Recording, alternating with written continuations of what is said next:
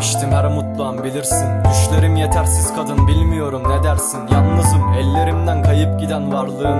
Bugün de dumanlıydım, söylesene kızar mısın? Hayatımın düzeni yok olmadığın sürece. Beklerim gelirsin diye sıkılmadan her gece. Başkalarına değil bu, sana dair her hece. Suçlamıyorum ben seni, biliyorum ki hata bende. Canını yakar gözlerimin altı hayli kırmızı. Sen olsaydın olur muydu, gidişinle başladı. Kimilerine göre değersiz hayatımın anlamı. Paramparça bugün her şey gözlerimde karardı. Yoksun diye ağlamıyorum, böyle olsun istemezdim. Sen benimdin oysa inan, başkasını istemedim. Yorgunum bugün de kadın, her yanım yıkık viran. Hiçbir zaman olmadım ben zoru görünce giden adam. Gözlerin kadar karanlık gittiğim bu yolun sonu. Gittiğin o günden beri bir hayli yoksulum. Yoktu suçum, bilemedim, çok değiştim, durgunum. Kaç gece sabahladım ben hayalinle uykusuz. Son defa deneyelim mi? Belki kazanırız seninle. İnan hayatım darmadağın, aldığım nefes zehir. Ağır gelir kaldıramam.